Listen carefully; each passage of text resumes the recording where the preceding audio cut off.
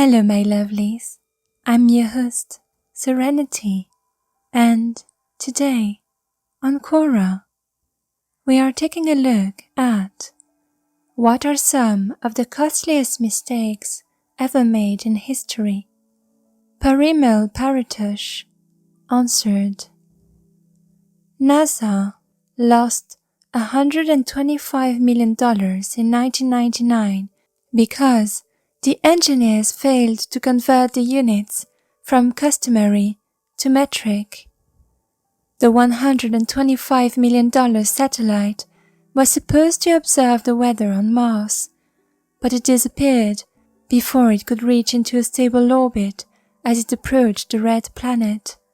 NASA engineer and project manager Richard Cook recalled how the orbiter hit the top of the atmosphere and was burned.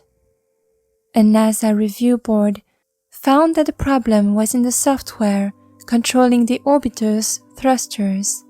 The software calculated the force the thrusters needed to exert in pounds of force. A separate piece of software took in the data, assuming it was in the metric unit, newtons. The entire thing was a miscommunication between the propulsion engineers at Lockheed Martin, who built the craft, and the engineers at NASA. The propulsion engineers usually express the force in pounds, but conventionally, the force should be converted into Newton for space missions. And although the engineers at NASA should ideally have verified that the conversion had been done, they didn't. Ultimately, the orbiter came within 37 miles of the surface of Mars when it should ideally have been strictly above 53.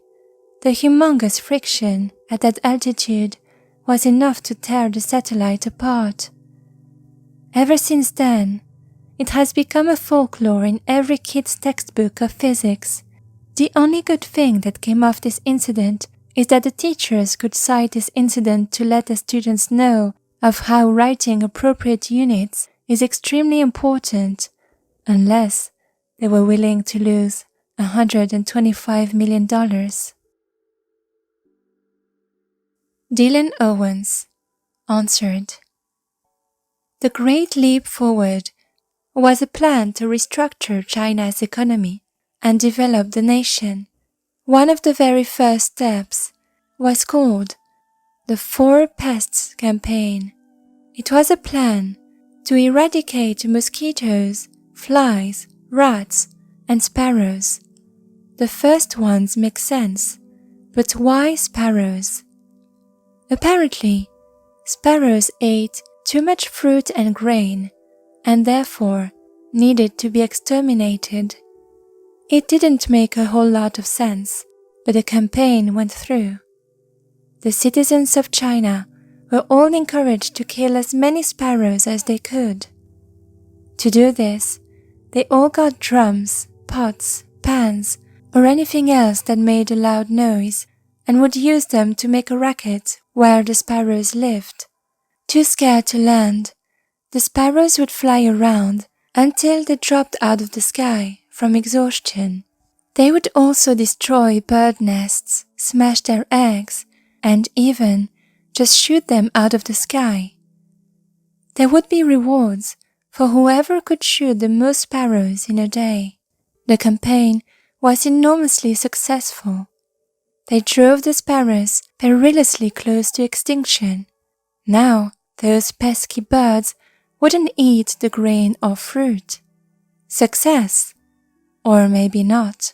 As the Chinese soon found out, sparrows eat a lot of locusts. They are virtually their only predator. With all the sparrows gone, nothing was keeping the locusts in check. So, what happened to the locust population? It exploded.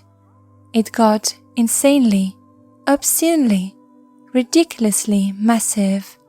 And what do locusts eat? Grains, fruit, plants, and basically anything remotely edible. massive locust swarms moved across China and destroyed any and all food they came upon. There were so many, the swarms would routinely block out the sun. For years, the locusts destroyed huge amounts of food. This caused the largest famine in human history. Over 30 million people starved to death. It was one of the biggest humanitarian disasters of the 20th century. And all because the Chinese government decided to kill this guy. That is the costliest mistake in history. Daisy Yang answered, the Cleveland Balloon Fest in 1986. Balloons. What a beautiful scenery. What could possibly go wrong? It all started when United Way, a non-profit organization, decided to do a fundraiser for charity and to make an attempt at breaking the world record for biggest simultaneous launch. Nearly 2,500 volunteers, mainly students, worked full night and morning in a fenced-in area covered with a loose net ceiling in the central public square.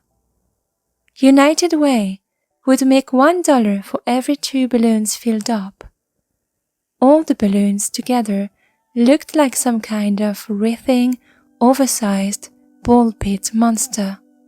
But little did I know, a rainstorm was coming, and releasing balloons in bad weather was definitely not according to plan.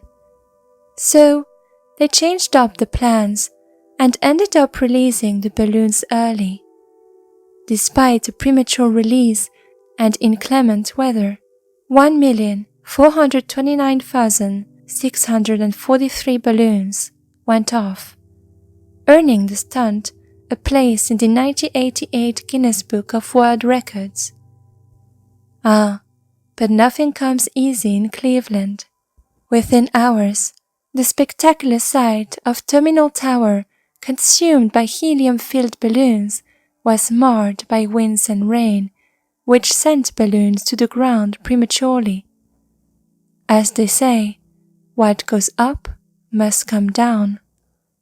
The balloons caused a 30-minute closure of Burke Lakefront Airport and a couple of car accidents when drivers swerved to avoid the swarms.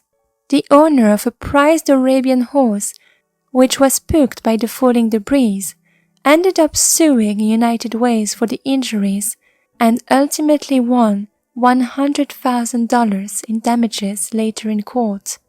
Complaints reached as far as Canada, where beachgoers were seen wading through balloons. Meanwhile, the Coast Guard alleged the balloons complicated a search for a lost boater on Lake Erie. The man's death resulted in a $3.2 million lawsuit filed by his wife against the United Way 2 years later. The suit was settled for an undisclosed sum. The money spent for this stunt could have been used to much better advantage, seeing how most of the funds were probably from donations from people who donated because they believed their money was going for a good cause, such as helping out the more unfortunate. But that wasn't it. All 1.5 million balloons used helium, a precious resource. The Balloon Fest resulted in a loss of a non-renewable resource merely to gratify the urge to observe a visual spectacle. Once released, the helium is gone forever, and this rare gas is hard to come by and is much needed in non-frivolous scientific and industrial activity. It's clear that this event was poorly planned. The organizers should have given more attention to what the weather would be like that day. They also should have checked with local law enforcement agencies to make sure there were no ongoing investigations for missing persons. It was obviously a big mistake, carelessly planned, but hey, At least, the scene was remarkable. Do you agree that those were the costliest mistakes made in history?